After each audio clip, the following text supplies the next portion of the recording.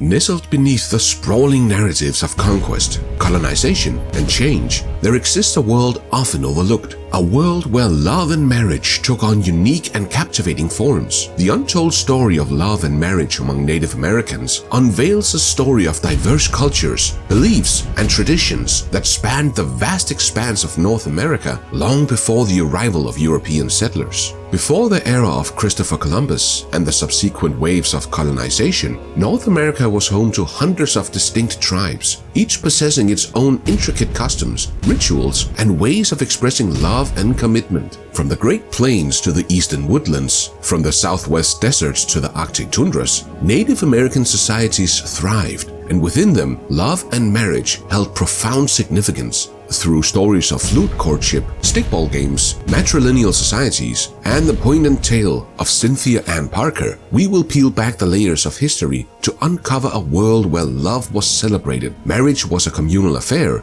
and the human experience of affection knew no boundaries. A captivating and deeply symbolic tradition among Native American tribes, flute courtship offers a unique glimpse into the intricate world of love and courtship in indigenous cultures. This melodious ritual, practiced by tribes across the plains, holds particular significance among the Kiowa people, shedding light on the importance of music and creativity in the courtship process. Flute courtship is a traditional Native American courtship practice that revolves around the enchanting sounds of the flute. This musical tradition, while primarily associated with the Kiowa people, has also been embraced by other tribes, including the Comanche, Navajo, and Sioux. The central premise of flute courtship involves a man using the hauntingly beautiful notes of a wooden flute to convey his feelings and intentions to a woman he is interested in courting. This practice is not just about serenading a potential partner, but also expressing profound emotions, love, and devotion through music. Among the Native American tribes, the Kiowa people held a special place for flute courtship.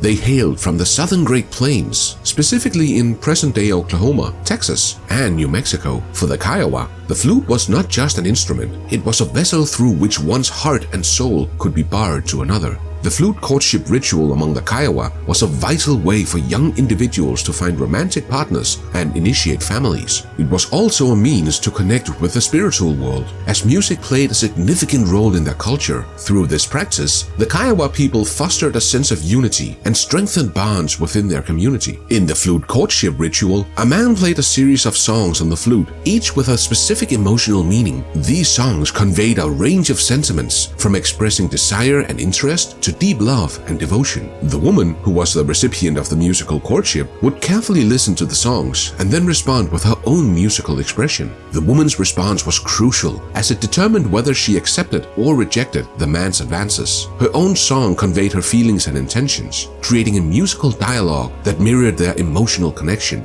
This non-verbal communication through music allowed both individuals to express themselves creatively and authentically. While there are not many documented instances of flute courtship among well-known Native Americans, one notable figure associated with this tradition is Manuelito, a Navajo leader from the 19th century. Manuelito is known for his fierce resistance against Spanish and American forces in the Southwest, particularly during the Navajo Wars of the mid-1800s.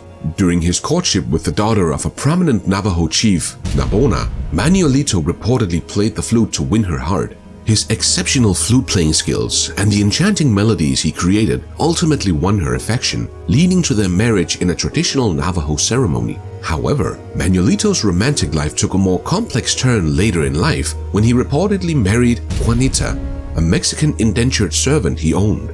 This twist in his story highlights the nuances and contradictions in the love and marriage practices of Native Americans during a period of immense cultural and political change. What are your thoughts on this? Comment your answer down below.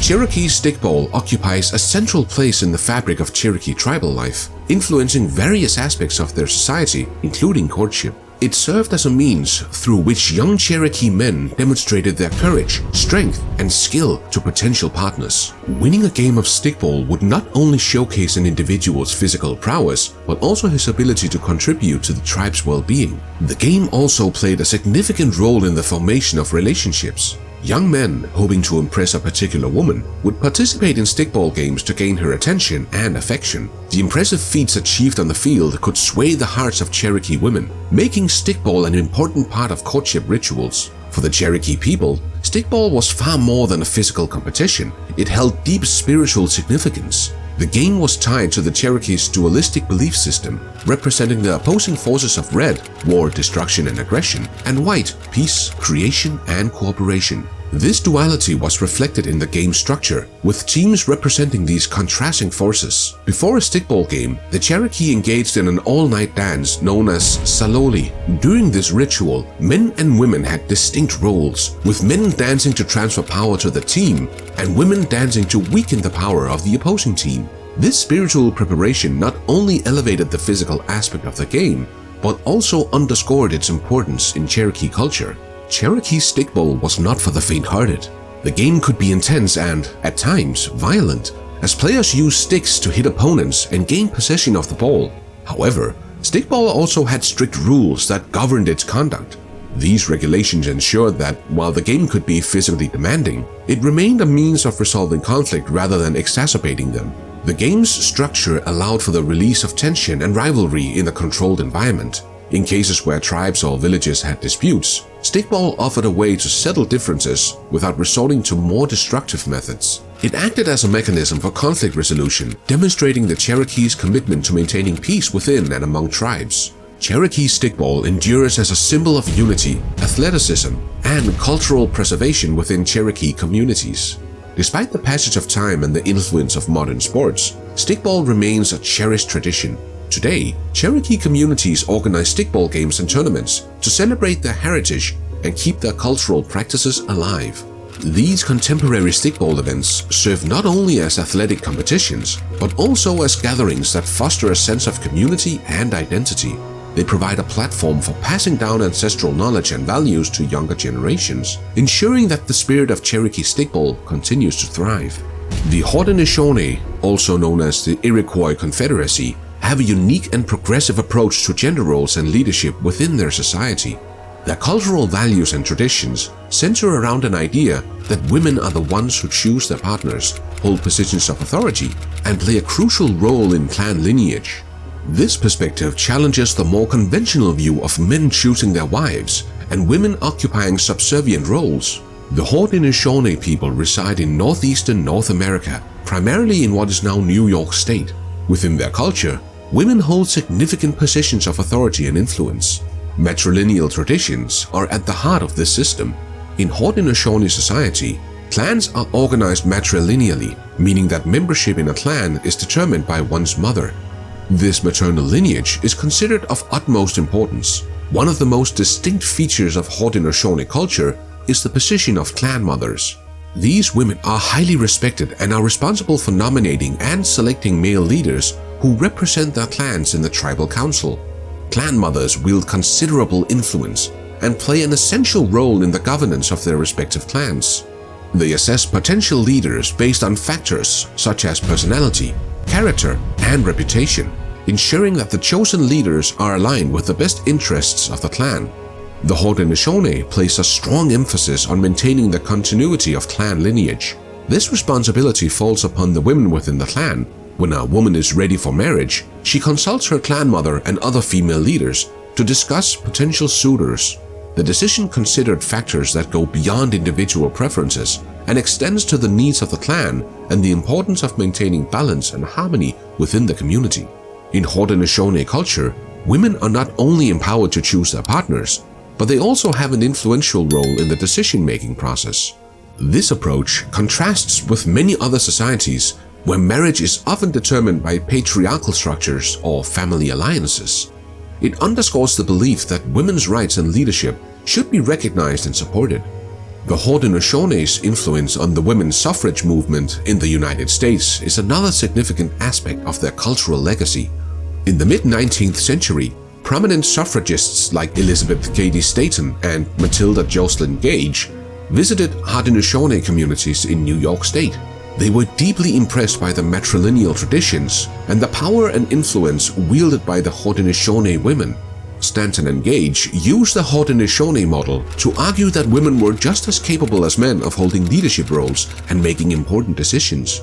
They contended that women's rights and leadership should be recognized and supported, leading to the broader women's suffrage movement. In 1920, the 19th Amendment to the United States Constitution was ratified, granting women the right to vote, in no small part thanks to the influence of the Haudenosaunee. The name Geronimo conjures images of a fierce Native American warrior who resisted both Mexican and American forces encroaching on the southwestern Apache lands. Yet, behind this warrior's indomitable spirit lies a tale of love, loss, and tragedy, a story that provides a unique glimpse into the complex emotions and experiences of Native Americans during a tumultuous period in history. Geronimo, born in 1829 in present-day Arizona, grew up in a world marked by conflict. Apache tribes fought valiantly to protect their land and way of life against Spanish, Mexican, and U.S. colonizers. Geronimo quickly rose through the ranks, becoming known for his skill as both a hunter and a warrior. He was chosen to lead war parties against rival tribes and gained a reputation for his bravery and cunning. In the 1850s, Geronimo fought against the Mexican army in a series of conflicts that became known as the Apache Wars. During this time, he became one of the most prominent leaders of the Apache people. His tactics and ability to adapt to the chaos of the battlefield made him a legendary figure. Early in his life, Geronimo experienced a tragedy that would shape his future battles. At the age of 17, he married a woman named Alope in southern Arizona. Their marriage was marked by happiness and contentment, with Geronimo describing Alope as a wonderful wife. The couple had 3 children together, and their lives seemed idyllic. However, in 1851, tragedy struck. While the family was living in an Apache camp near Llanos, in present-day Mexico, over 400 Mexican soldiers attacked the camp. This brutal assault resulted in the deaths of many, including Geronimo's beloved wife, Alope, their 3 children, and his mother. The attack left Geronimo emotionally scarred and fueled his deep-seated animosity toward the Mexican and, later, American forces. The devastating loss of his family at the hands of Mexican soldiers became a driving force behind Geronimo's relentless campaign against both Mexican and U.S. armies. Fueled by his desire for vengeance, he led numerous campaigns against these forces, employing hit-and-run tactics and guerrilla warfare. Geronimo's tenacity and ability to evade capture made him a symbol of resistance and a thorn in the side of the U.S. military. He fought to protect Apache lands and resisted the encroachment of foreign powers. His leadership during this tumultuous period solidified his legacy as one of the most formidable Native American warriors in history. While Geronimo's first marriage to Alope is a poignant part of his story, his life took a more complex turn as he aged. He went on to have 5 other wives, as polygamy was an accepted practice among the Apache. Marriages were not necessarily eternal bonds, but rather a means to create wealth and power, especially through the ownership of people captured during raids on Mexicans and other Native American tribes. One of his later marriages was to a Mexican indentured servant named Juanita, a woman he owned due to his extensive raiding activities. This marriage, although less romanticized than his courtship with Alope, highlights the intricate dynamics of Apache society during a time of conflict and cultural upheaval. When discussing the diverse and rich cultural traditions of Native Americans, it's essential to recognize that their societies encompassed a wide range of practices, beliefs, and values, often differing significantly from the European norms of their time. One intriguing aspect of Native American culture was the concept of trial marriages, a practice that allowed young people to explore sensuality and relationships before formalizing their unions. This approach was more open and egalitarian than the strict premarital chastity beliefs of their European counterparts. Native American tribes across North America embraced various customs and traditions related to courtship and marriage, reflecting their distinct beliefs and values. In contrast to the conservative European approach to relationships, many Native American cultures viewed sensuality as a natural part of human existence and celebrated it as such. One notable example of trial marriages comes from the tribes of the Great Basin in the western United States, which included the Shoshone, Paiute, and Ute people. These cultures held a more liberal perspective on the exploration of sensuality, which contrasts with the rigid European standards of the time. In these cultures, it was encouraged for young men and women to explore intimate relationships with each other before marriage. This practice was not only accepted, but also considered a normal part of growing up. Rather than viewing sensuality as something to be avoided or repressed, Native American societies often regarded it as a natural aspect of human development. Trial marriages were an extension of this open attitude towards sensuality.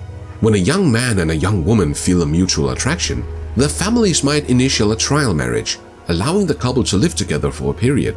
This arrangement allowed them to assess their compatibility and build experiences and knowledge about relationships and physical intimacy.